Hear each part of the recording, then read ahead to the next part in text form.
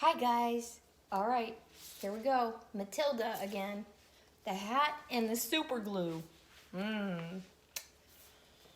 The following morning, just before the father left for his beastly second-hand car garage, Matilda slipped into the cloakroom and got a hold of the hat he wore each day to work.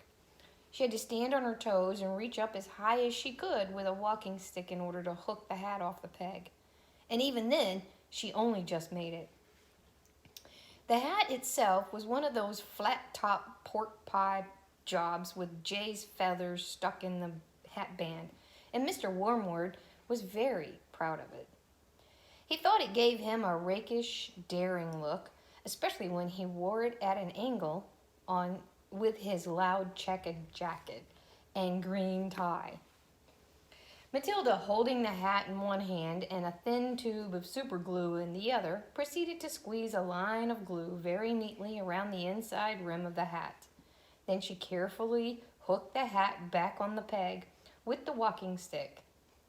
She timed this operation very carefully, applying the glue just as her father was getting up from the breakfast table. Mr. Wormwood didn't notice anything when he put the hat on, but when he arrived at the garage, he couldn't get it off. Superglue is very powerful stuff. So powerful it will take your skin off if you pull too hard. Mr. Wormwood didn't want to be scalped, so he had to keep the hat on his head the whole day long, even when putting sawdust in gearboxes and fiddling. Here's a picture of her trying to get the hat down. And fiddling with the mileage of cars with his electric drill. In an effort to save face, he adopted a casual attitude, hoping that his staff would think that he actually meant to keep his hat on all day long, just for the look of it, like gangsters do in the films. When he got home that evening, he still couldn't get the hat off. "Don't be silly," his wife said. "Come here, I'll take it off of you." She gave the hat a sharp yank. Mr. Wormwood let out a yell that rattled the window panes. "Ow!" he screamed. "Don't do that. Let go. You'll take half the skin off my forehead." Matilda, nestling in her usual chair, was watching this performance once over the rim of her book with some interest. "What's the matter, Daddy?" she said. "Has your head suddenly swollen or something?" The father glared at his daughter with deep suspicion, but said nothing.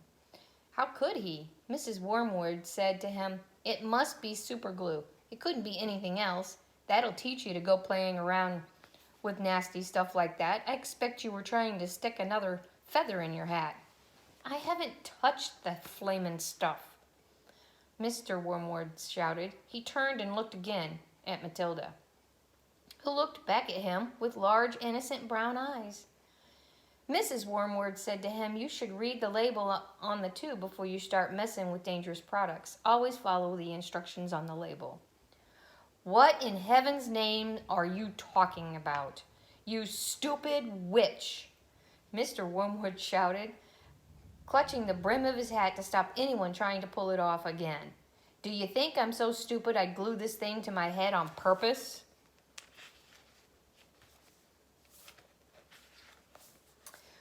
Matilda said, "There's a boy down the road who got some super glue on his finger without knowing it, and then he put his finger to his nose."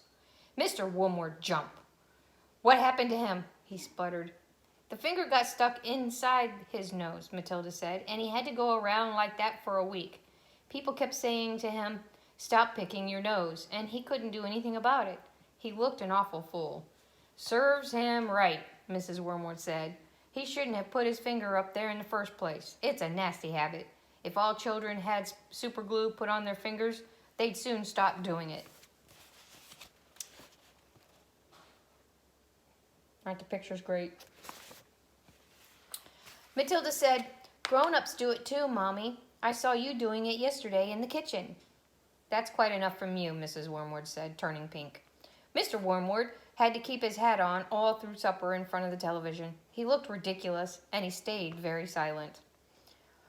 When he went up to bed, he tried again to get the thing off, and so did his wife, but it wouldn't budge. "How am I going to have my shower?" he demanded. "You'll just have to do without it, won't you?" his wife told him. And later on, as she watched her skinny little husband skulking around the bedroom in his purple striped pajamas with a pork pie hat on his head, she thought how stupid he looked. Hardly the kind of man a wife dreams about.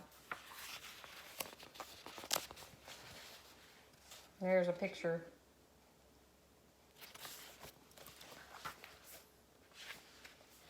Mr. Wormwood discovered that the worst thing about having a permanent hat on his head was having to sleep in it. It was impossible to lie comfortably on the pillow. "Now do stop fussing around," his wife said to him after he had been tossing and turning for about an hour. "I expect it will be loose by in the morning, and then it'll slip off easily." But it wasn't loose by the morning, and it wouldn't slip off, so Mrs. Wormwood took a pair of scissors and cut the thing off his head, bit by bit. First the top and then the brim.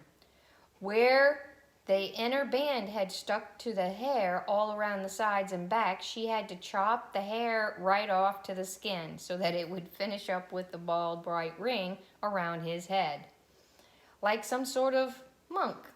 And in the front, where the band had stuck directly to the bare skin, there remained a whole lot of small patches of brown leathery stuff that no amount of washing could get off. At breakfast, Matilda said to him, "You must try to get those bits off your forehead, Daddy. It looks as though you've got little brown insects crawling about all over you. People will think you've got lice." "Be quiet," the father snapped. "Just keep your nasty mouth shut, will you?" All in all, it was a most satisfactory exercise, but it was surely too much to hope that it had taught the father a permanent lesson. There's Mama cutting the hat off his head. And this is Matilda talking to her dad.